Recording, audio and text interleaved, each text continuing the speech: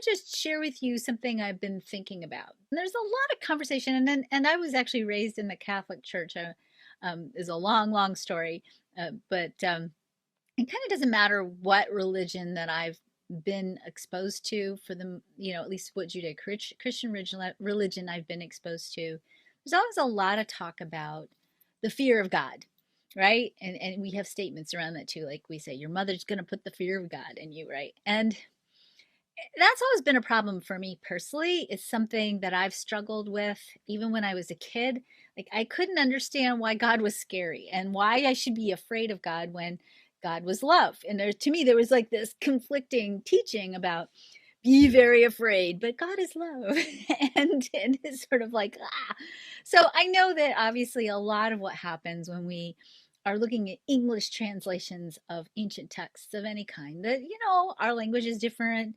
The ability to translate text sometimes is challenging. I know I was actually raised bilingual. I grew up speaking German and English.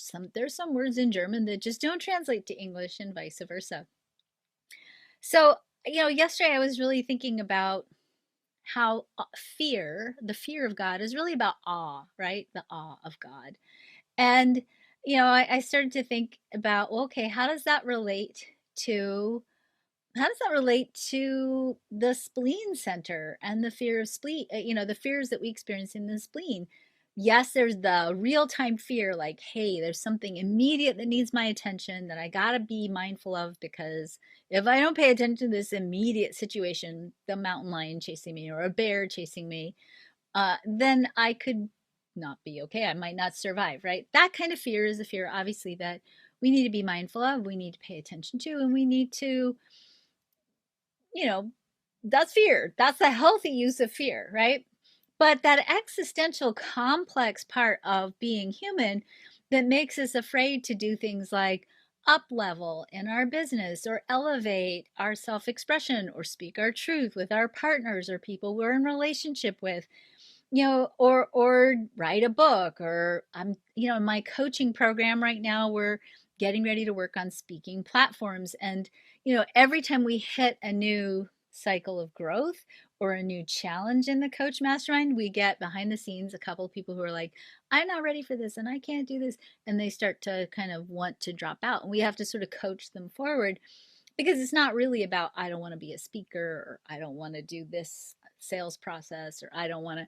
It's really about the fear, the awe, the fear of the whatever kicks up. But I don't think it's really fear. And that's the piece I really want you to sit with for a little bit.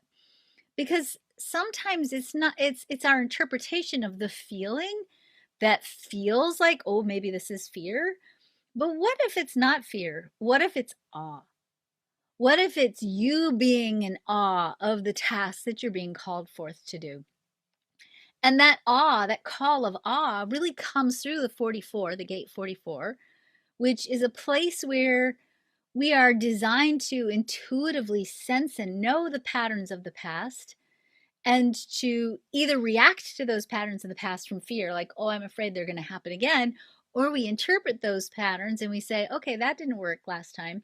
What else can I do? That 44 energy, that awe of the 44 in its highest expression, actually calls us forth into the gate 26, which is the gate of integrity, which, when it's functioning at a high level, is a place where we really live into the full expression of our self-worth.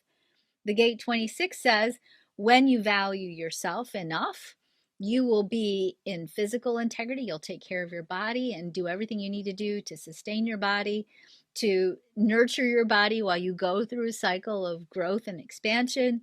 You'll stay in resource integrity, meaning you'll use your resources well, including your money, including the information that you have, your education, the knowledge that you have. You'll use those in a sustainable way.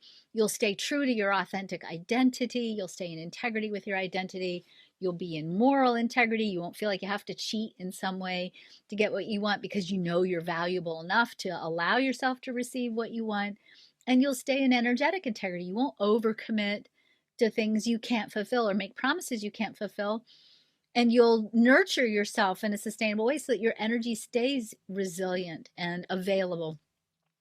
When we're living in a place of high self-worth and we're in integrity, then we're better able to fulfill our purpose. And our purpose gets revealed to us in all of the gates and the channels in the will center, but in particular through the 2551, which is that bridge between our higher self in the G and the individuated human ego, if you will, in the will center.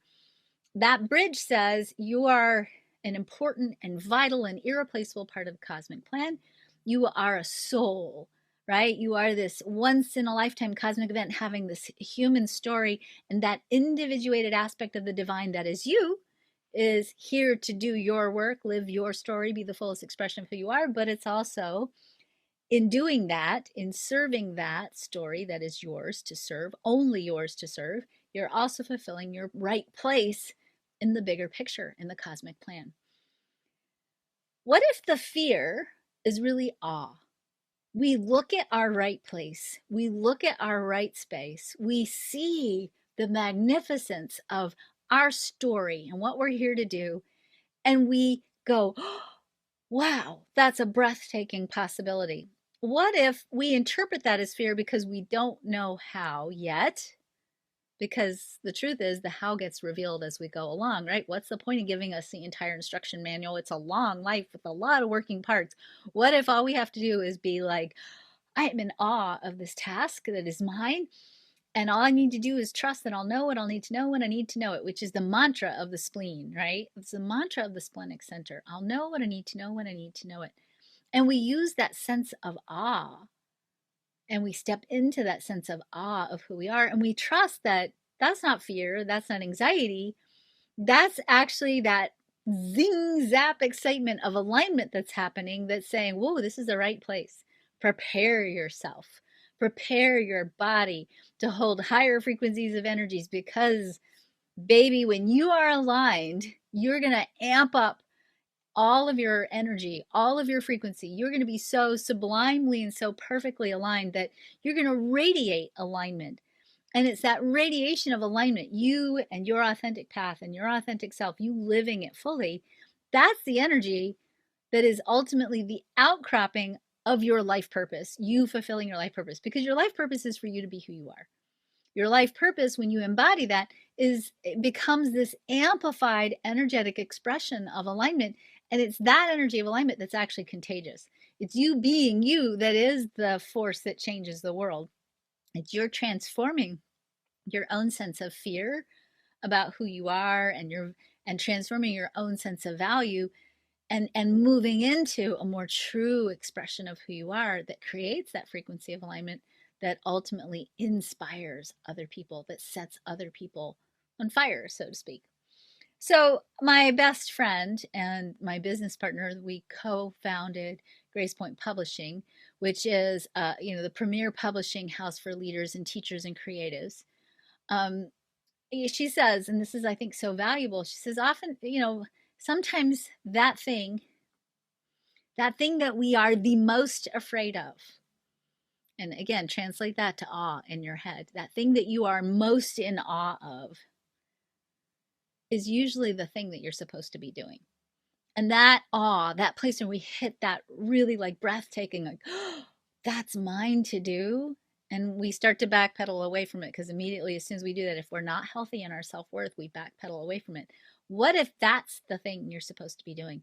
What if that's the actual call, right, for your right place in your right space? And a different way to think about the spleen and the importance of that splenic pulse, that maybe that pulse that we experience is not fear when we're talking about this from an existential perspective, but it's awe. And it's a signal that, you're headed in the right direction. It's big enough to take your breath away. And it's good that it takes your breath away, because it's going to force you to have to take a leap of faith, because you're not going to figure it out, because it's bigger than you by yourself. It's cosmic, if you will.